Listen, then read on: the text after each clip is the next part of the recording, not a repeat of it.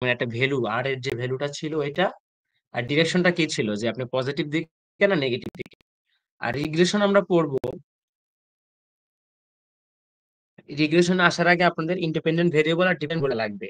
যেটা আমরা কোরিলেশনে ওই স্ক্যাটার পড়তে, রিগ্রেশন স্ক্যাটার পড়তে এই এক্স এটা আমাদের কি একদম ডিপেন্ডেন্ট ইন্ডিপেন্ডেন্ট ভেরিয়েবল এরকম কাজ ছিল না। আর এখানে কি ইন্ডিপেন্ডেন্ট ভেরিয়েবলটা ডিপেন্ডেন্ট ভেরিয়েবলকে কি পরিমাণ প্রভাব করতেছে বা কি পরিমাণ প্রেডিকশনের যে জায়গাগুলা সেগুলো আমরা ধীরে ধীরে আর দেখেন কোরিলেন্ট ভেরিয়েবলকে শুধুমাত্র একটাই ইন্ডিপেন্ডেন্ট ভেরিয়েবল মানে এফেক্ট করে, ব্যাপারটা এরকম না, একের বেশিও হয়, যদিও সেটা আপনাদের সিলেবাসে নাই, শুধুমাত্র সিম্পল রিগ্রেশন আছে।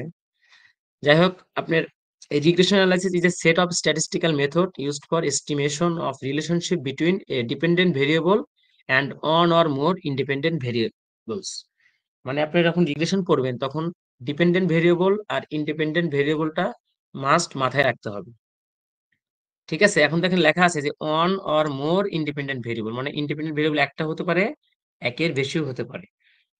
কিন্তু আমরা কোরিলেশনে কি পড়ছি, জাস্ট দুইটা ভেরিয়েবলের ভিতর রিলেশন, একটা ইন্ডিপেন্ডেন্ট একটা ডিপেন্ডেন্ট, যেটা বা ওখানে ইন্ডিপেন্ডেন্ট ডিপেন্ডেন্ট ভেরিয়েবল না বললেও সমস্যা নাই, জাস্ট দুইটা ভেরিয়েবলের ভিতরে রিলেশনশিপ দেখার জন্য। দেখেন রিগ্রেশনের একটা এক্সাম্পল লেখা আছে দুইটা, দেখেন বলছে it can be use to predict the relationship between, এটা কি রিকলেস ডাইভিং, হ্যাঁ ঠিক আছে, রিক্স এই ডাইভিং যে করে না, and the total number of road accident. মানে আপনার ডাইভিং এর রিস্ক, এই যে এই দুইটা যে ভেরিয়েবল আছে এদের ভিতরে কি কোরিলেশন কিন্তু বের করা যাবে, কিন্তু রিগ্রেশন আমরা কি করবো, প্রেডিক্ট করবো রিলেশনশিপ যে কি পরিমাণ এফেক্ট করতেছে। মানে ড্রাইভিং এর রিস্কের পরিমাণ বাড়লে বা কমলে, মানে রিস্ক এই রোড অ্যাক্সিডেন্টটা কি পরিমাণ বাড়তেছে বা কমতেছে, এটা একটা মডেলিং এর মাধ্যমে দেখবে, মডেলটা দেখলে আরো ভালো বুঝতে পারবেন। এরপর দেখেন বলা আছে কি the effect on sales and spending a certain amount of money on advertising, যে আপনাদের যে যে প্রবলেমটা একটু আগে যে আপনি গতকালই যে ছিল সেইটা এখানে বলা আছে, যে যে আপনাদের অ্যাডভার্টাইজিং কস্ট বাড়লে যে আপনার এটা বাড়ে, সেলসটা বাড়ে। ওখানে আমরা কি দেখছিলাম, জাস্ট কোরিলেশনটা দেখছিলাম, সম্পর্ক। আর এখানে কি কি পরিমাণ এফেক্ট করতেছে প্রেডিক্ট করার যে ব্যাপারটা সেগুলো এখানে মডেলিং এ আসবে।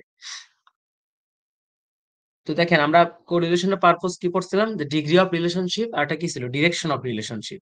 এখানে কি আছে দেখেন, কজ ইফেক্ট রিলেশনশিপ, মানে কোনটা এক- কোনটাকে কি করতেছে, কজ করতেছে।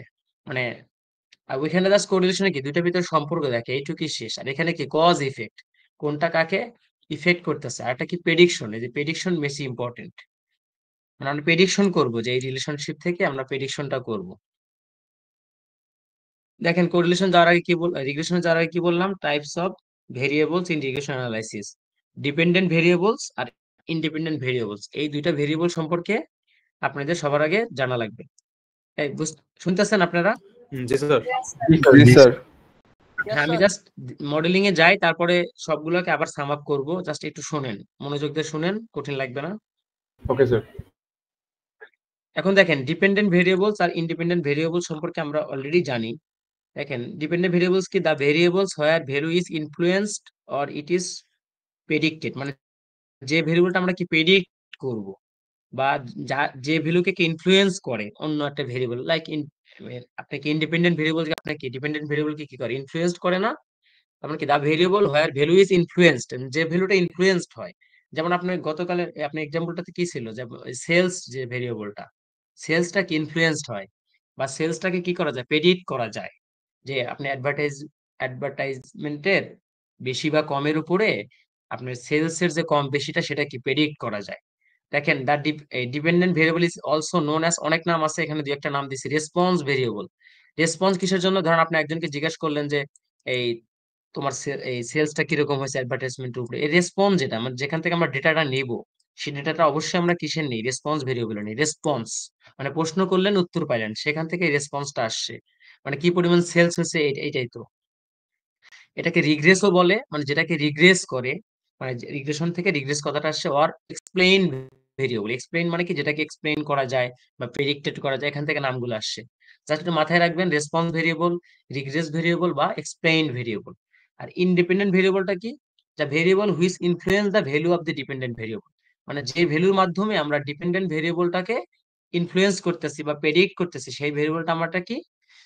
Independent variables. ইন্ডিপেন্ডেন্ট ভেরিয়েবলস এর আরো কয়েকটা নাম আছে, সেটা কি? এক্সপ্ল্যানেটরি ভেরিয়েবল, প্রেডিক্টর ভেরিয়েবল, কোভেরিয়েটও বলা হয়, অর রিগ্রেসর। এটা এখানে মাথায় রাখেন, এটা কিন্তু রিগ্রেস। যে ভেরিয়েবলটা আমরা রিগ্রেস করতেছি, মানে রিগ্রেশনের মডেল আনতেছি, এটা কি রিগ্রেস হর, যার মাধ্যমে, বা কোভেরিয়েট, বা এক্সপ্ল্যানেটরি ভেরিয়েবল। এই তিনটাই বেশি আছে, প্রেডিক্টর খুব বেশি লাগে না। যাই হোক, এই ছিল আমার কি ইন্ডিপেন্ডেন্ট ভেরিয়েবলস। এখন দেখেন, রিগ্রেশন ইকুয়েশনের টাইপস আছে, অলরেডি ডেফিনেশনের ভিতরে আছে। দেখ, আপনারা যখন ডেফিনেশন করতেছিলেন, এখন এখানে কি লেখা ছিল? দেখেন এই যে, regression analysis is a set of statistical method used for estimation of relationship between a dependent variable and one or more independent variables। তার মানে কি, ইন্ডিপেন্ডেন্ট ভেরিয়েবল একটা হতে পারে, একের বেশি হতে পারে। তো দেখেন, এই টাইপস অফ রিগ্রেশন যখন আমরা পড়বো, যখন একটা ইন্ডিপেন্ডেন্ট ভেরিয়েবল থাকবে, তখন সেটাকে বলবো সিম্পল রিগ্রেশন ইকুয়েশন। আপনাদের সিলেবাসে শুধু সিম্পল রিগ্রেশন ইকুয়েশনই আছে, আর জাস্ট মাল্টিপল একটা আইডিয়া দিতে বলছে। আপনার যে আউটলাইন যদি পড়েন তাহলে দেখতে পারবেন। তাহলে কি দেখেন, একটা রিগ্রেশন ইকুয়েশনে যখন একটা মাত্র কি থাকবে, ইন্ডিপেন্ডেন্ট ভেরিয়েবল থাকবে, তখন সেটাকে বলবো সিম্পল রিগ্রেশন ইকুয়েশন। এখন এই আপনি ডিপেন্ডেন্ট ভেরিয়েবলের কথা, মানে ডিপেন্ডেন্ট ভেরিয়েবল কিন্তু আমরা ধরে নিচ্ছি একটাই। ডিপেন্ডেন্ট ভেরিয়েবল যখন আবার একের বেশি হয়ে যায়, তখন সেটা আর রিগ্রেশনই থাকে না, তখন সেটা মাল্টিভেরিয়েট হয়ে যায়। সেটা আপনাদের স্ট্যাটিস্টিক্স আরো হায়ার লেভেলের একটা, মানে চ্যাপ্টার যেটা বলে, বা একটা কোর্স, সেটা আলাদা। আপনি এখানে ডিপেন্ডেন্ট ভেরিয়েবল একটাই আমরা কনসিডার করতেছি। তো ডিপেন্ডেন্ট ভেরিয়েবল একটা, ইন্ডিপেন্ডেন্ট ভেরিয়েবলও যদি একটা হয়, তখন সেটা সিম্পল রিগ্রেশন ইকুয়েশন। আর দেখেন, আর যদি কি হয়, more than one independent variable হয়, তখন সেটাকে আমরা কি বলতে পারি? Multiple regression equation. এখন দেখেন, এই একটা আইডিয়াটা কি এখানে, একটা রিগ্রেশন, মানে একটা ইন্ডিপেন্ডেন্ট ভেরিয়েবল আর একাধিক ইন্ডিপেন্ডেন্ট ভেরিয়েবল, আইডিয়াটা কি কে একটু বলতে পারবেন? একাধিক ইন্ডিপেন্ডেন্ট কেন আসতেছে?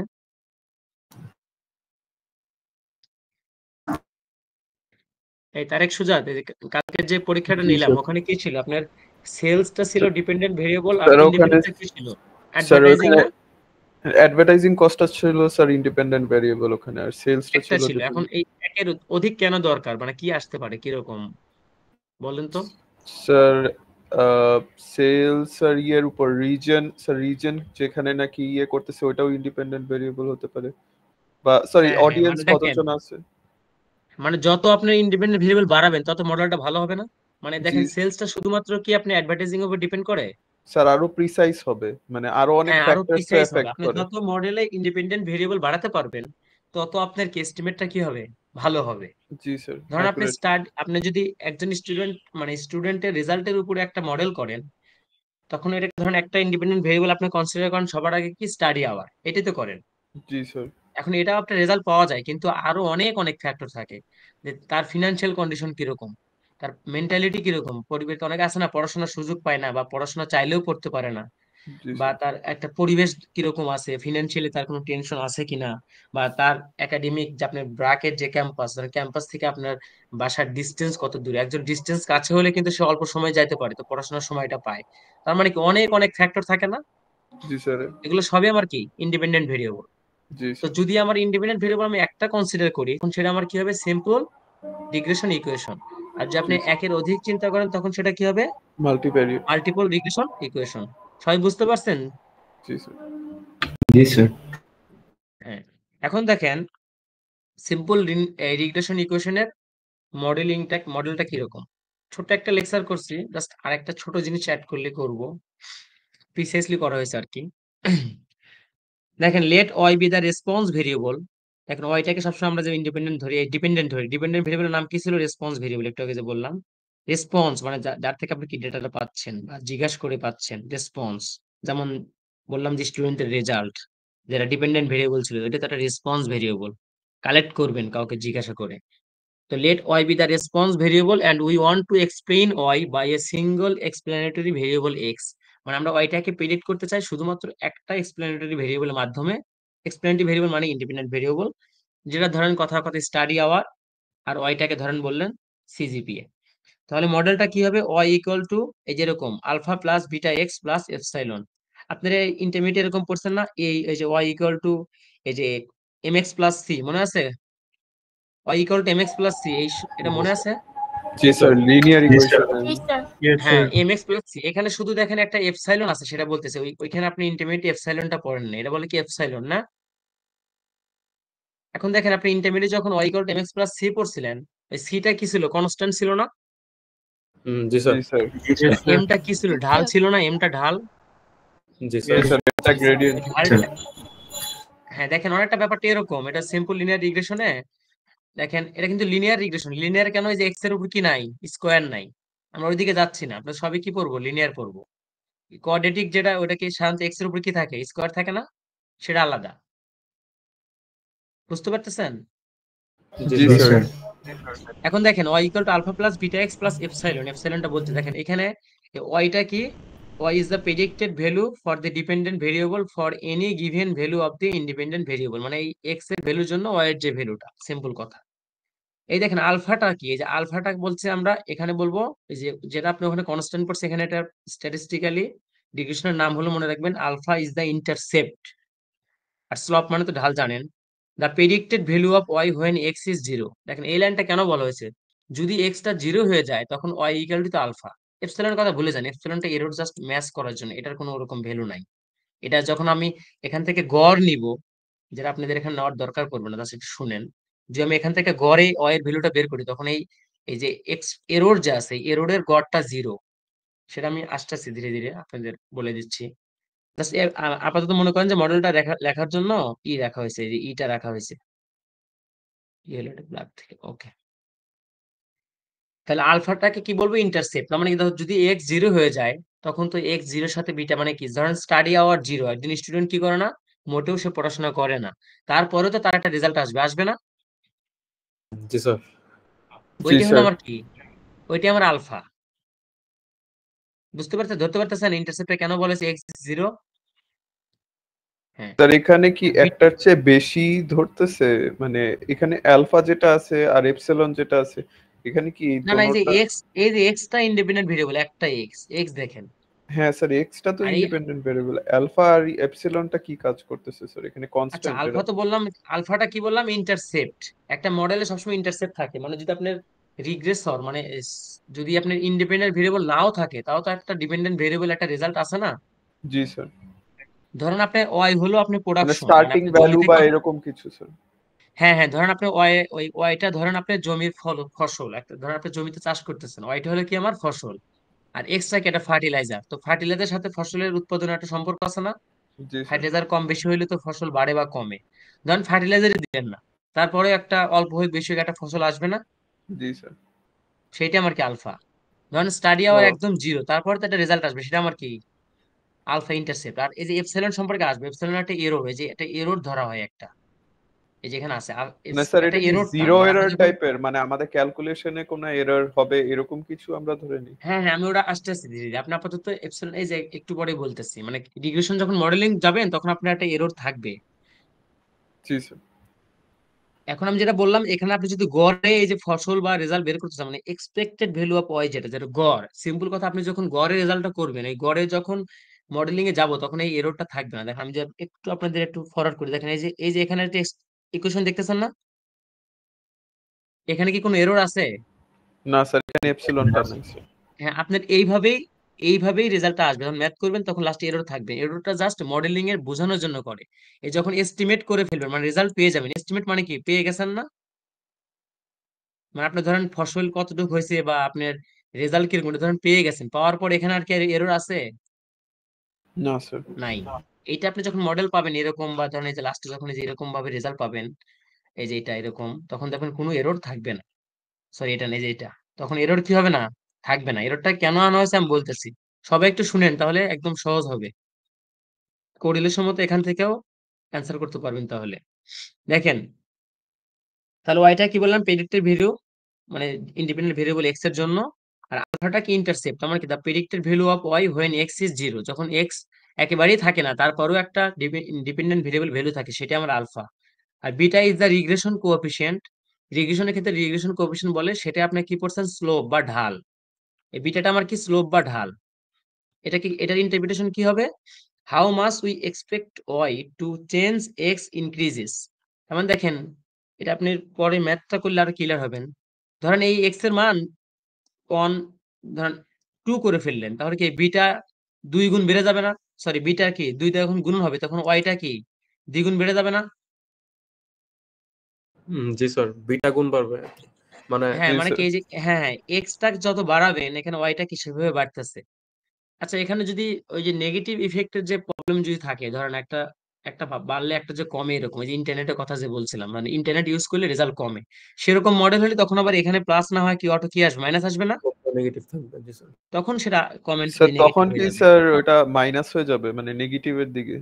এখানে অটোমেটিক মডেল করলে এখানে মাইনাস আসবে, তখন আপনি এক্স অবশ্যই এক্স কমেন্ট করার সময় বলবেনই যে এক্স যত বাড়বে হয়তো তখন কি হবে, ও কমে যাবে। কারণ জি এখানে স্যার। যেহেতু নেগেটিভ আছে না, নেগেটিভ হারে বাড়বে কমবে না? মানে স্যার গ্রেডিয়েন্টটা নেগেটিভ হয়ে যাবে এটা বলছি।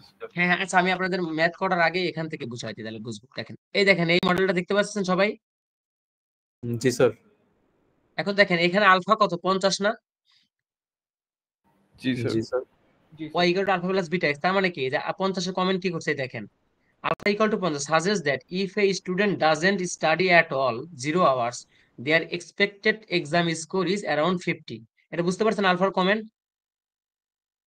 জি স্যার। এখানে ডেটাটা ছিল এরকম, এই যে এক্সাম স্কোর আর স্টাডি আওয়ার, এটা হলো কি আলফা গেল। আর বিটাটা কি দেখেন, এখানে বিটা 5 না? জি স্যার। জি তার মানে কি স্যার। দেখেন এই এর যদি 1 হয়, মানে স্টাডি আওয়ার 1 ঘন্টা হয়, তখন স্কোর কি হবে, 50 প্লাস 5 ইন্টু 1 মানে 55 হবে না? জি আর স্যার। স্টাডি আওয়ার জি যদি স্যার। এক্স 2 হয়, তাহলে 50 প্লাস 5 ইন্টু 2 মানে কত, 60 হয়ে যাবে। তার মানে কি এক যদি এক এক করে বাড়ান তখন ওয়াই কত, 5 করে বাড়তেছে না, 5 ইউনিট করে? জি স্যার। ব্যাপারটা এরকম জি না? স্যার।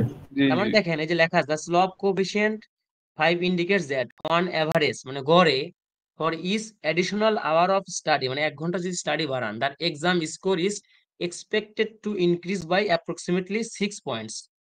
6 পয়েন্টস বলছি কেন, এটা ভুল হয়েছে? এখানে স্যার, 10 হবে না 5 স্যার? ইয়ে হবে না, এখানে 10। 5 5 হবে এটা না? স্যার। ও সরি স্যার, হ্যাঁ হ্যাঁ 5। ও আচ্ছা, এই যে ও আচ্ছা হ্যাঁ এইখানে স্যার ভুল করছে, এখানে অ্যান্সার এটা 6 না? 5 হবে। হ্যাঁ স্যার। জি স্যার। এই যে এখানে 6 লিখতে 5 লিখছে, এখানে এখানে ভুল হয়েছে না? জি স্যার।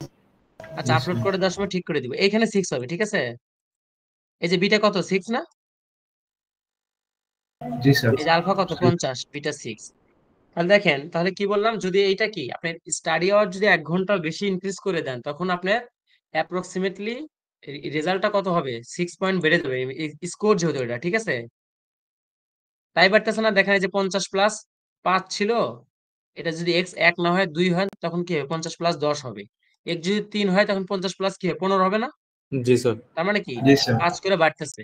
তো ব্যাপারটা দেখেন, কমেন্টটা এখন ওইটাই করা আছে, আমি যেবার একটু দেখাই, দেখেন beta is the regression coefficient how much we expect y to increase as x increases, ওইটাই বলা হয়েছে, ঠিক আছে? বুঝতে পারছেন?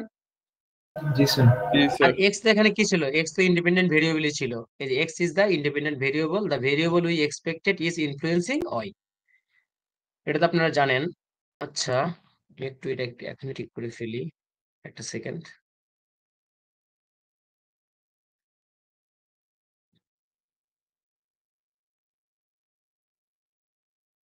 আচ্ছা, এটা না,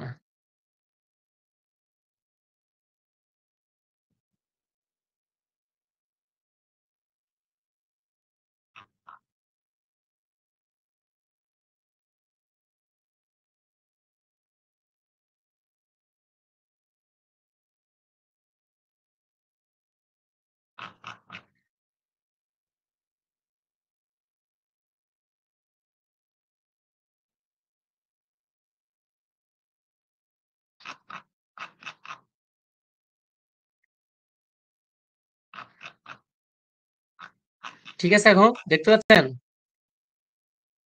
জি স্যার, দেখতেছি। তাহলে দেখেন এই, আচ্ছা এখন এই এরর সম্পর্কে বলি, যে এররটা কেন নেওয়া হলো। দেখেন এই যে এররটা বলা আছে, দেখেন এই যে, আচ্ছা এখানে আলফা আর বিটা যে সম্পর্কে বললাম, এগুলোকে নাম কি, প্যারামিটার। প্যারামিটার কথা মনে আছে? পপুলেশন ক্যারেক্টারিস্টিক্স এর জি প্যারামিটার বলা স্যার। হয়, মনে আছে? ফার্স্ট লেকচারে পড়েছিলাম। জি স্যার। জি স্যার। এই তো এইখানে এই আলফা বিটা অবশ্যই প্যারামিটার, মানে এখানে কি আপনি পপুলেশন সম্পর্কে কিন্তু কি বলবেন, কমেন্ট করবেন। কারণ আপনি যখন এই মডেলিংটা করবেন, এই ওয়াইটা কিন্তু অনেক বেশি কি অ্যানালাইসিস করে অনেক ডেটা নিয়ে কিন্তু কাজটা করবেন, যেখানে যদিও আমরা দেখানোর জন্য 10-12টা দেখাচ্ছি, কিন্তু এটা আলটিমেটলি কি পপুলেশন সম্পর্কে একটা আইডিয়া দেওয়া, ঠিক আছে? জি স্যার। তো এখানে বলছে আলফা বিটাটা কি parameters that must be estimated, মানে এস্টিমেটেড মানে কি, যেখানে যে আমরা আলফা বিটা যে লাস্টে বের করবো না এইভাবে সূত্র দিয়ে, সূত্র এখন আসেনি, এটা কি বলা হচ্ছে এস্টিমেট। এই যে হ্যাট গুলো দেখতেছেন উপরে, হ্যাট, জি স্যার। এই হ্যাট মানে বোঝায় এস্টিমেট করা, মানে আপনি এখান থেকে একটা রেজাল্ট পাইছেন। তার মানে কি আলফাবিটাকে কি করতে হবে, এস্টিমেট করতে হবে। The same symbol epsilon represent the random error term.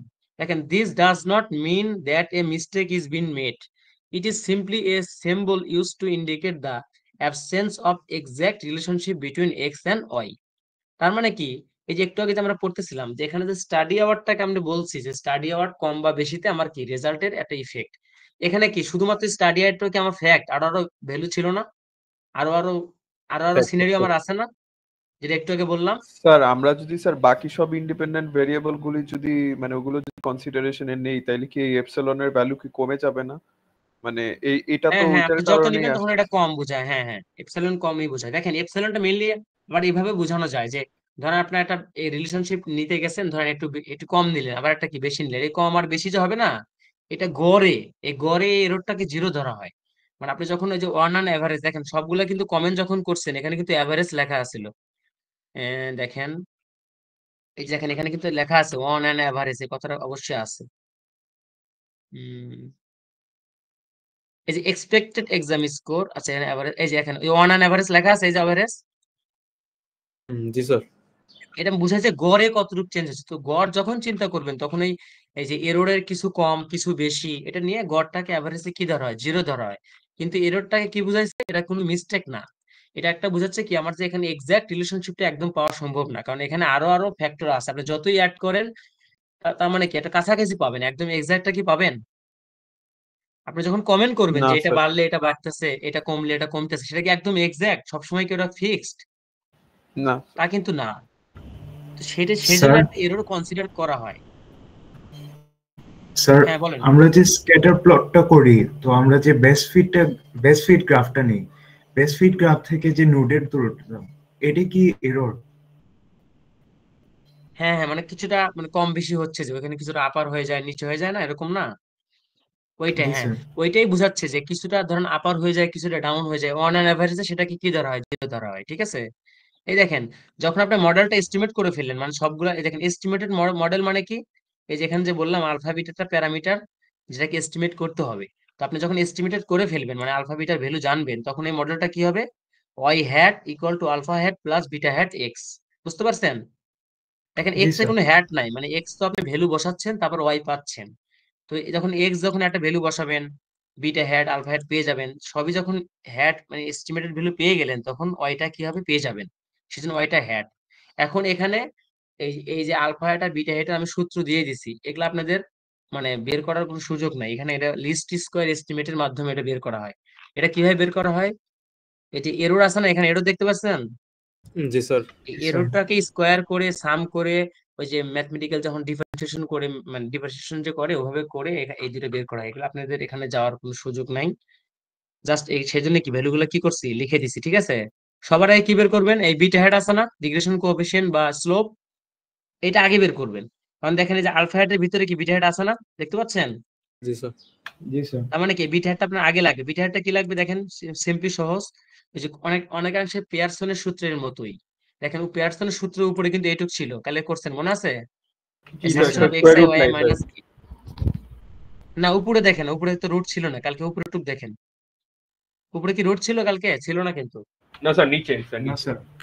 হ্যাঁ, নিচে রুট ছিল, আর এই যে এইটুক যা আছে না এর সাথে ওয়াইটাও ছিল, ছিল না, এই সেম জিনিসটার সাথে গুণন করা ছিল জি এটা। স্যার। কিন্তু স্যার মানে হেড ছিল না, বার ছিল আর কি, মানে উপরের হ্যাঁ হ্যাঁ, ওটা তো বলছেন। ওটা তো আলাদা, আমি জাস্ট ওই পিয়ারসন আরে কথা বলতেছি, ওটা আলটিমেটলি এর সাথে মিল আছে একটু কিছুটা, দেখেন এটা বলতেছে আমি, স্যার। ঠিক আছে?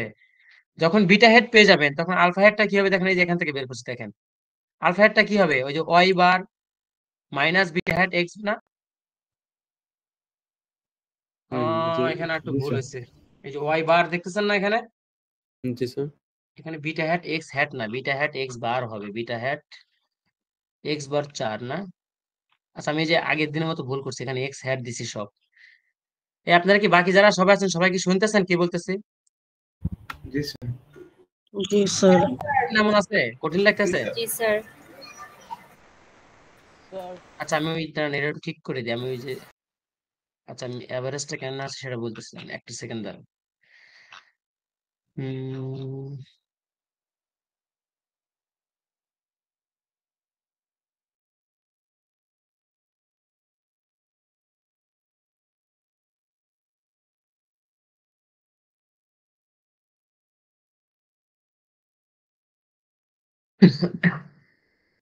বার দিতে হেড দিয়ে ফেলছি।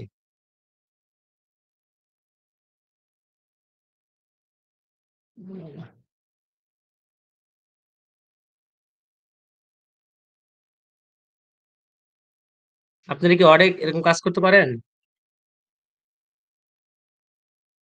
জি স্যার। জি স্যার পারি। Good.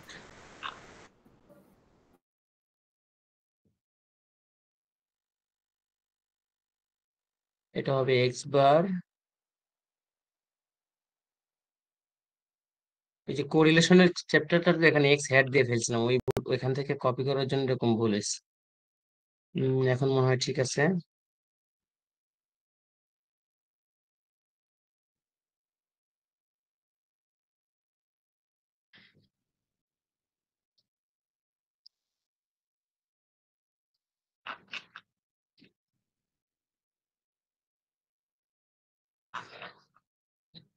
আচ্ছা এখন দেখেন, এখন দেখতে পাচ্ছেন? জি স্যার। এখন দেখেন এই যে একটু আগে কিন্তু সবগুলো যে বলছিলাম এভারেজ, সবই কিন্তু গড়, মানে গড়ে কতটা চেঞ্জ হচ্ছে এটা বোঝায়। তো দেখেন এই যে এইখানে কিন্তু এস্টিমেটেড মডেল যখন আছে, তো গড়ে চেঞ্জ বোঝাচ্ছে দেখে এখানে কিন্তু দেখেন আলফা হ্যাটের সূত্রটা খেয়াল করেন। সূত্র এখান থেকে নিচে তা কিন্তু না, এই যে এই লাইন থেকে নিলে তখন কিন্তু alpha hat equal to Y hat minus beta hat X, এইটা হইতো, কিন্তু এখান থেকে কিন্তু এখানে নেয় নাই। এটাও কিন্তু ওই যে একটু আগে বললাম না লিস্ট স্কোয়ার এস্টিমেট, ওটার নাম হলো লিস্ট স্কোয়ার এস্টিমেট, মানে এররের স্কোয়ার করে ডিফারেন্সিয়েশন করে এই সূত্র দুইটা আসে। তো ওখানে করলে এটা করা হয়েছে যে alpha hat equal to y bar, মানে ওয়াই গুলার মানে রেসপন্স ভেরিয়েবল বা ডিপেন্ডেন্ট ভেরিয়েবলের গড় মাইনাস এই যে স্লপ বা রিগ্রেশন কোএফিসিয়েন্ট যেটা বিটা হ্যাট তার সাথে এক্স বার, এটা করার পরে আলফা হ্যাট কি পেয়ে যাব। এখন সিম্পলি একটা এক্সাম্পল দেখেন, exam scores and study hours. এখানেও কিন্তু সেম গত ক্লাসের মতো যখন পরীক্ষা থাকবে ইন্ডিপেন্ডেন্ট ভেরিয়েবল ডিপেন্ডেন্ট ভেরিয়েবল আপনার বলা থাকবে না, আপনি দেখে বুঝে নেবেন, সহজগুলো থাকবে। দেখেন suppose you want to determine if there is a relationship between the number of hours a student studies, এটাকে বলা হচ্ছে independent variable, and their exam scores dependent variable. You collect data from a sample of students and want to fit a simple linear regression model to the data. দেখেন fit a model মানে এই যে এই মডেলটা করবেন, এই যে এই মডেলটা একটা এস্টিমেটেড মডেল বা ফিটেড মডেল যেটা বলে, তারপরে প্রেডিকশন করতে হবে। দেখেন তাহলে কি, এই যে আমার এক্সাম স্কোর গুলাকে এক্স আই বলা হয়েছে, ওয়াই আই বলা হয়েছে, তারপরে এক্স আই ওয়াই আই যেটা লাগে এক্স আই স্কোয়ার লাগে। দেখেন কোরিলেশন থেকে রিগ্রেশন আরো ছোট, দেখেন ওয়াই এর স্কোয়ারটা লাগতেছে না। তো প্রথমে কি করছি, এক্স বারটা বের করে ফেলছি। আচ্ছা এখানে তো আবার ওয়াই হ্যাট হয়ে আছে, এত ভুল হলো কিভাবে এটা? আচ্ছা একটা সেকেন্ড আবার,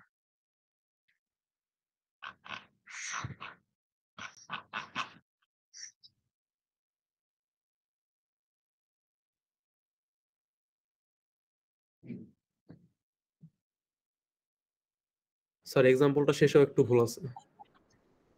এটা কোথায়? জি। ওহো কেটে দিচ্ছি, আচ্ছা দাঁড়ান একটা সেকেন্ড,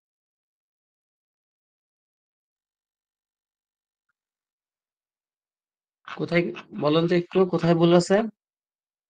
স্যার ওই এক্সাম্পল একটু নিচে স্যার, এই যে স্যার এখানে স্যার 9 দিয়ে যে একটা এটা এক্সাম্পল দেওয়া হয়েছে। জি স্যার, না 9 না, এটা আওয়ার তো এস্টিমেটেড মডেল, এখানে এখানে না হ্যাটই স্যার, হবে। মানে ভ্যালুটা স্যার 8 দেওয়া হয়েছে ভ্যালুতে, 5 টাইমস 8, আবার হচ্ছে 5 রাখা হয়েছে, বিটার মান 5 রাখা হয়েছে, বিটার মান তো 6। ও তো ভুল হলে কিভাবে? যখন ভুল হয় আমার অনেক বেশি হয়ে যায় ভুল। আচ্ছা বিটা ছিল 6 না, 6 নং 54, তাহলে এটা কত হবে? ও আচ্ছা এটা তো 6 নং 54 করলে আবার 100-এর বেশি, আচ্ছা সমস্যা নাই, মার্ক ধরেন 100-এর বেশি, 100-এর বেশি তো অনেক সময় পরীক্ষা হয় না। জি স্যার। আচ্ছা এইটাতে আমি 8 করে দিই। তাহলে 48 98 হয় না? জি স্যার 98।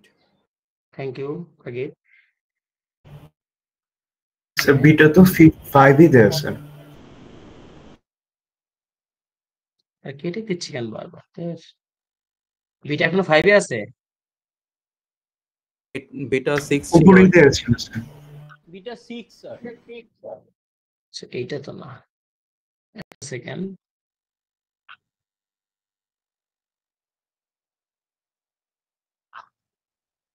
স্যার উপরে স্যার আলফা 50 আর বিটা 5 দেয়া sir. The slope beta is equal to 5. এই 6 আর 5 এর আচ্ছা তো ওকে, এখন ঠিক আছে। সমস্যা আমি জি আপলোড স্যার। দেওয়ার সময় আবার একটু চেক করে নিব। ওই যে একটু অল্প একটু জিনিস কোনটা অ্যাড করবেন আমি একটু লাস্টে বলতেছি কি অ্যাড করতে চাচ্ছি, আপনার বললে একটু বুঝতে পারবেন। ওকে, সরি একটু ইন্টারাপ্ট হলো। তাহলে দেখেন যেটা বলতেছিলাম, এই যে এখানে কি এক্স বার বের করে ফেললাম, ওয়াই বার বের করে ফেললাম, ঠিক আছে? এই বাকিটা কি আছেন? জি স্যার। Yes, sir. জি স্যার। কারো বুঝতে সমস্যা হলে Yes, বলেন, sir. ঠিক আছে? আসলে রিগ্রেশন বলতেছিলাম, আমি আপনাদের আগেও বলছি এই রিগ্রেশন আমার একটা ফুল কোর্স, 4 ক্রেডিটের কোর্স, 100 মার্কে, এত বড় লেকচার একটা। এখানে সিম্পল রিগ্রেশনই দেখা যায় যে 5-6 মাস পড়া লাগছে, তারপরে মাল্টিপল রিগ্রেশন। তো এটা জাস্ট একটা ক্লাসে যতটুকু আইডিয়া দেওয়া যায়। আশা করি এটা বুঝতে পারবেন যে এগুলো জিনিস আসলে অল্প একটা ক্লাসে বোঝানো টাফ, কারণ পরের ক্লাসে আপনাদের প্রবাবিলিটি যাইতে হবে। তাহলে দেখেন এক্স বার বের করে ফেললাম, ওয়াই বারও বের করে ফেললাম। এখন দেখেন এই যে বিটা হেডটা কি এরপর বের করছি, এই দেখেন x y i minus n x bar y bar. এখানে আবার দেখেন এক্স হ্যাট। আচ্ছা, এই সূত্রগুলোতে হ্যাট হয়েছিল পিয়ারসনে। আরে আচ্ছা, আপনাদের এক্সামের কোশ্চেনে কি ওখানে হ্যাট ছিল? দেখি তো না একটু স্যার দাঁড়ান। বার ছিল, বারই ছিল। স্যার এক্সামের হ্যাঁ, কোশ্চেনে বার ছিল, এই হ্যাটটা ছিল। মানে এক্সামের কোশ্চেনে ঠিক ছিল। হ্যাঁ এখানে ভুল হলো কিভাবে? না, আমি একটু চেক করি স্যার, এক্সামের মেবি ফন্টটা ভুল দিয়ে গেছে। না, ফন্ট না। আমি তো সূত্রটা তো মনে হয় ওখান থেকে একটা জায়গা থেকে তো লেখার পরে তো সব জায়গায় কপি করার কথা, তাহলে এখানে তো ঠিক ছিল। আমাকে একটু সময় দেন, একটু চেক করি। Correlation lecture 7। আচ্ছা, রিগ্রেশনের সাথে তো কোরিলেশনটা তো নতুন করে লেখা হয়েছে। এখানে ঠিক ছিল না? জি স্যার। জি স্যার। আচ্ছা, দাঁড়ান। এত ভুল হলো কিভাবে?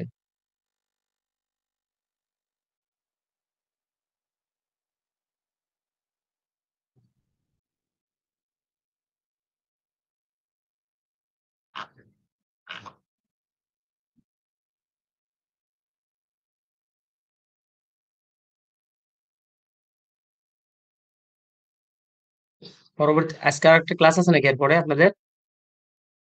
জি স্যার। Yes, sir. কয়টায়? জি স্যার। দুইটায়? জি স্যার দুইটাই। স্যার দুইটাই ক্লাস। স্যার দুইটাই। ও আচ্ছা, তাহলে তাড়াতাড়ি আপনি তো খাওয়া দাওয়া করবেন আবার, না? আচ্ছা ঠিক আছে, তাড়াতাড়ি Yes, শেষ sir. করতেছি। আচ্ছা, তাহলে আলফা হেড বিটা হেড গেল, আলফা হেড গেল, ঠিক আছে? তাহলে বিটা হেড কত আসছে আমার 6, আর আলফা হেড কত আসছে 50। এখন তাহলে আপনি কি করবেন, এই যে এই লাইনটা অবশ্যই লিখবেন, ফিটেড ইকুয়েশন বা এস্টিমেটেড ইকুয়েশন যেটা লেখেন, Y hat equal to alpha, alpha হলো 50 প্লাস বিটা হ্যাটের মান 6 ইন্টু এক্স, ঠিক আছে? তারপর কি করলাম, ইন্টারপ্রিটেশনটা করবেন কি, যেটা অলরেডি পড়াই ফেলছি। বিটা হ্যাট 6 কি বোঝায়? indicates that on average for each additional hour of study, এটা এই এক্সাম্পলের জন্য আওয়ার অফ স্টাডি, অন্য এক্সাম্পলে যেটা ইন্ডিপেন্ডেন্ট থাকবে সেটা, মানে 1 ইউনিট বুঝাবেন। যদি কোন জায়গায় যদি কি থাকে, এটা এখানে যেমন এক স্টাডিটা আওয়ার কেন বলা হয়েছে, এখানে মনে হয় ঘন্টায় বলা ছিল, মনে হয় এই যে আওয়ার্স বলা ছিল না? জি জি স্যার। স্যার। ভালো করে শুনেন, এখানে কিন্তু স্টাডি আওয়ার বলা আছে। আপনাকে যদি মিনিট না সেকেন্ড না ঘন্টা কোনো কিছু না বলা থাকে, তখন শুধু কি লিখবেন, 1 ইউনিট। এটা বুঝেন তো? জি স্যার। জি স্যার। ধরেন আপনার মিটার সেন্টিমিটার কিছু বলে না, তখন ওটাকে কি বলে, ইউনিট বলে না, মানে যে ইউনিটই হোক। তখন এখানে কি বলতেন, for each additional unit of study, unit মানে কিন্তু কি এক না? তো সেটা আওয়ার হোক বা মিনিট হোক, যাই হোক, মানে একটা অ্যাডিশনাল ইউনিট বাড়ার ফলে exam score is expected to increase by approximately 6 points. এখানে পয়েন্টস বলছি কেন, এখানে তো বলা নাই যেটা, স্কোরটাকে পয়েন্ট বলে ফেলছি, বা মার্ক বললে হবে, সমস্যা নাই। আর ইন্টারসেপ্টের কমেন্ট কি, suggest that if a student doesn't study at all, মানে x যদি 0 হয়ে যায়, x যেটা, their expected exam score is around 50, তারপরে একটা স্কোর থাকবে 50। এখন দেখেন এই যে এরকম একটা প্রশ্ন থাকতে পারে আপনাদের, এটা কিন্তু একটা প্রশ্ন যে যদি বলে যে আপনি যখন এই যে ফিটেড রিগ্রেশন মডেল পেয়ে গেছেন না, এখন আপনাকে যদি জি বলে স্যার। যে তুমি প্রেডিক্ট করো যে যদি একটা স্টুডেন্ট 8 ঘন্টা পড়ে তাহলে তার স্কোরটা কিরকম আসতে পারে, তারপর জাস্ট কি এক্স এর মান কত বসাই দিছি, 8 8। স্যার। বাকি সব স্যার আমার মডেল আগে থেকে দেওয়া আছে না, এই মডেলটা তো আমার আগে থেকে ডেভেলপ করা হয়ে গেছে অলরেডি। জাস্ট এক্স এর জায়গায় কত বসাবো, 8 বসায়, এই 98 হলো score. So the predicted exam score is 98। তার মানে দেখেন আপনাকে যদি শুধু ডেটা দিয়ে যদি শুধু এই প্রশ্নটা করা হয় যে প্রেডিক্টেড করো এক্স ইকুয়াল টু 8 এর জন্য স্কোর কত, আর যদি কিছু নাও বলে, তখন আপনার অটোমেটিক এই মডেলটা ডেভেলপ করতে হবে না? জি স্যার জি স্যার। বুঝতে পারছেন? তার মানে কি এখানে রিগ্রেশনে জাস্ট এটাই। এখন আমি যেটা বলতেছিলাম, আচ্ছা মাল্টিপল বলে তারপরে একটু ওইটা বলি, যেটা আচ্ছা মাল্টিপল বলতে সময় লাগবে না। আপনি মাল্টিপল রিগ্রেশনে আপনাদের সিলেবাসে শুধু লেখা আছে আইডিয়া দেওয়া, অলরেডি আমি আইডিয়া দিয়ে ফেলছি। কি বললাম, যেখানে কি ধরেন আপনি ইন্ডিপেন্ডেন্ট ভেরিয়েবল এখানে কত সংখ্যক রাখছি আমি, কে সংখ্যক, x1 x2 xk, মানে এক বেলা একটা ওভারঅল একটা লিখছি। তার মানে কি ধরেন আপনি কে সংখ্যক ইন্ডিপেন্ডেন্ট ভেরিয়েবল আছে এবং আমরা এস্টিমেট করতে চাই কি একটা y, তাহলে মডেলটা কি y ইকুয়াল টু বিটা 0, এখন আলফা ছিল যেটা আগে, এখানে কি লিখছি সেটা বিটা 0 প্লাস বিটা 1 x1। এটা জাস্ট আপনি যদি মডেল লেখার সময় বিটা 0 না লিখে আলফা লেখেন সমস্যা না, আপনি যেটা দিবেন সেটাই, plus beta 1 x1 plus beta 2 x2 plus dot dot dot beta k xk plus epsilon. এখানে আগের মতো বিটা 0টা কি আমার intercept of the regression equation, আর বিটা জে মানে কি দেখেন এই যে এগুলোকে একবারে লিখছি। বিটা জে মানে কি, জে দেখেন অন থেকে কে পর্যন্ত লেখা হয়েছে, তার মানে কি বিটা জে যখন অন তখন বিটা অন, জে যখন টু বিটা টু। এগুলোকে আমি কি বলছি, পার্শিয়াল রিগ্রেশন কোএফিসিয়েন্ট। ভালো করে খেয়াল করেন, আগের বারের বিটা যেটা একটা ছিল ওটাকে কি বলছিলাম, শুধু রিগ্রেশন কোএফিসিয়েন্ট বলছিলাম না, বা স্লোপ কোএফিসিয়েন্ট, মনে আছে? আচ্ছা জি স্যার। স্যার এই দেখেন ওখানে এটা কি ছিল, এই যে রিগ্রেশন কোএফিসিয়েন্ট বা স্লোপ। এই দেখেন রিগ্রেশন কোএফিসিয়েন্টটা কি স্লোপ। এখানে দেখেন এটাকে রিগ্রেশন কোএফিসিয়েন্ট না বলে এটাকে বলা হচ্ছে পার্শিয়াল রিগ্রেশন কোএফিসিয়েন্ট। এন্ড কেন বলা হচ্ছে, ছোট্ট একটা ব্যাখ্যা এখানে আমি দিয়ে দিচ্ছি, দেখেন এটা একটু বোঝার ট্রাই করেন। The parameter beta J represents that expected change in the response Y, আগের মতো এখন আছে, মানে ওয়াই এ কতটুকু চেঞ্জ আসছে পার ইউনিট। এখানে ইউনিট কেন বলছি, এখানে তো আমার কোনো এক্সাম্পল দেওয়া হয় না যেটা স্টাডি আওয়ার না অন্য কিছু। Per unit change in x J, এই এক্স জে বিটা জে কেন, যখন বিটা ওয়ান বের করবো তখন এক্স ওয়ান এর চেঞ্জের জন্য বিটা ওয়ান কত, বিটা ওয়ান টাকে করব, মানে প্রেডিক্ট করব। এক্স টু চেঞ্জের জন্য বিটা টু কি পরিমাণ ওয়াই কে ইনফ্লুয়েন্স করতে সেটা বলবো, এক্স কে এর চেঞ্জের জন্য যতটা চেঞ্জ হয় সেটা, তার মানে কি বিটা জে এর জন্য এক্স জেল X, when all the remaining regressor variables xi মানে i not equal to j, মানে যখন j না আর হেল কনস্ট্যান্ট। আচ্ছা এই কথাটা একটু সহজ করে বলতেছি, ধরেন ধরেন এখানে বিটা 0 আছে, ধরেন y ইকুয়াল টু ধরেন বিটা 0 ধরেন 5 প্লাস ধরেন বিটা 1 6 x1 প্লাস বিটা 2 ধরেন 7 বিটা কে ইকুয়াল টু ধরেন 8, ধরেন এরকম আছে। আমি যদি এখন বিটা 1 এর কমেন্টটা করতে যাই, ধরেন বিটা 1 এর কথা কথা এখানে 7 আছে, তার মানে কি এই যে এটা ধরেন স্টাডি আওয়ার্ডের প্রবলেমটাই, ধরেন এই এক্সটা ধরেন স্টাডি আওয়ার, এক্স টু ধরেন ফ্যামিলি ফিনান্সিয়াল অবস্থা, এক্স কে ধরেন হলো এই এরকম করে ধরেন অনেকগুলো এক্স নেওয়া আছে। তো আমি যখন এই এক্স এই বিটা ওয়ানের কমেন্টটা করব যে 1 ঘন্টা অ্যাডিশনাল টাইম হলে এই বিটা ওয়ানটা কি ধরেন 5 যদি হয়, তার মানে কি তার 5 পয়েন্টস বাড়বে, এটা ছিল আগের কমেন্ট। কিন্তু এখন ওইটা করা যাচ্ছে না, এটা করার সময় মাস্ট বি বলতে হবে যে যখন অন্যান্য গুলা কি একদম ফিক্স থাকে, ধরেন আপনার ফিনান্সিয়াল অবস্থা একটা ফিক্সড অ্যামাউন্ট একটা আছে, ওটা চেঞ্জ হচ্ছে না। তারপরে ধরেন আপনার ওই যেটা বললাম ফ্যামিলির একটা অবস্থা, পড়াশোনার পরিবেশ, ব্রাক থেকে আপনার দূরত্ব, এই ডিস্টেন্স, বাকি সবগুলা ফ্যাক্টর যখন কি থাকে, যখন এই যে কনস্ট্যান্ট থাকে, তখন আপনার এই পরিমাণ চেঞ্জটা হচ্ছে। কারণ দেখেন ওগুলোও যদি চেঞ্জ হয় তখন এই এই ওয়াইটা কিন্তু শুধুমাত্র এই বিটা ওয়ান পরিমাণ চেঞ্জ হবে না, আরো বেশি কম বা বেশি চেঞ্জ হবে। তো যখন অন্যগুলো কনস্ট্যান্ট থাকবে তখনই তো আপনার বিটা ওয়ানের ভ্যালুটা কি ওয়াই ততটুকু হবে। এই জন্য এটাকে বলা হচ্ছে কি পার্শিয়াল। আচ্ছা একটু মনে হয় কঠিন হয়ে গেছে না, বুঝতে পারছেন কি কি বলছি, জি একজনে কি স্যার। বুঝতে পারছেন? না স্যার জি স্যার স্যার মানে স্যার আমরা হ্যালো স্যার। হ্যাঁ বলেন তারেক সুজাত বলেন। জি স্যার, মানে আমরা যখন নাকি একটা ভেরিয়েবলের সাথে আমরা কম্প্যারিজন দেখাতে চাই, মানে একটা ইন্ডিপেন্ডেন্ট ভেরিয়েবলের সাথে ডিপেন্ডেন্ট, তখন বাকি সব ভেরিয়েবল মানে ইন্ডিপেন্ডেন্ট ভেরিয়েবল গুলো আমাকে কনস্ট্যান্ট রাখা লাগবে, তারপর যে আমরা রিলেশনশিপটা শো করব নাকি? হ্যাঁ মানে যখন যখন আমরা কি করবো কমেন্টটা, আচ্ছা আমি শর্টে বলি এটা শুনেন। ধরেন ওয়াই ইকুয়াল টু যে যেটা বললাম, এই ধরেন বিটা ওয়ান যেটা, এই বিটা ওয়ানটাকে ধরেন হলো স্টাডি আওয়ার, যেটা যেটা আগের প্রবলেমে যতটুকু করলাম।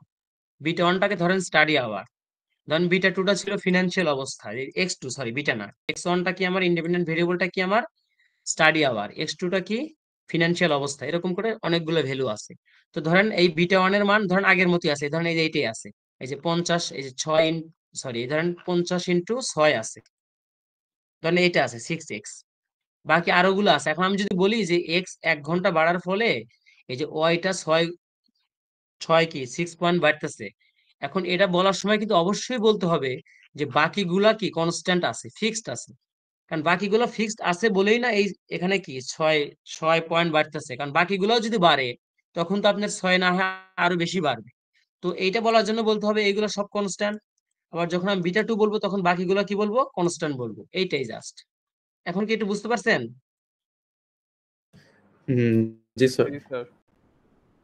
জি স্যার, আপনার বুঝতে পারছি। রিগ্রেশন, আপনার এই মানে জাস্ট বুঝেন, কিন্তু আপনার এখান থেকে তো আপনার যেহেতু আইডিয়া দেওয়া আছে শুধু, এখান থেকে তো আপনাদের বিটা ওয়ান বিটা টু এগুলো ম্যাথ করতে দেওয়া হবে না, কারণ এগুলোর জন্য তো আবার সূত্র ডেভেলপ করতে হবে। বিটা ওয়ান যেভাবে করছেন বিটা টু, এগুলোর জন্য আলাদা আলাদা সূত্র আসবে না, এক্স তো একের বেশি হয়ে যাচ্ছে না।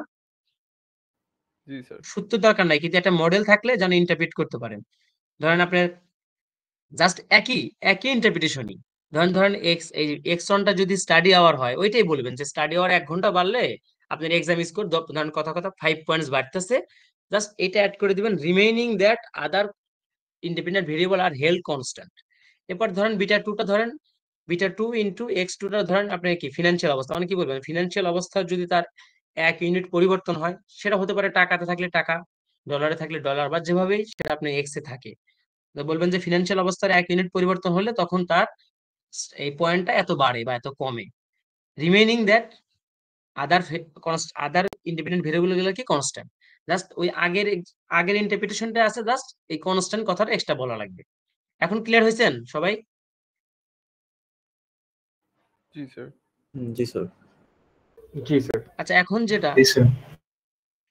এখন যেটা বলছিলাম, যেটা আমি অ্যাড করতে চাচ্ছি, দেখেন এখানে এইটুকু আছে, সেটা হলো এই যে আমরা বলতেছি না যে একটা ইন্ডিপেন্ডেন্ট ভেরিয়েবল থাকলে আপনার এই এক্সাক্ট রিলেশনটা পাচ্ছি না, মানে যত বাড়াবো তত ভালো হবে।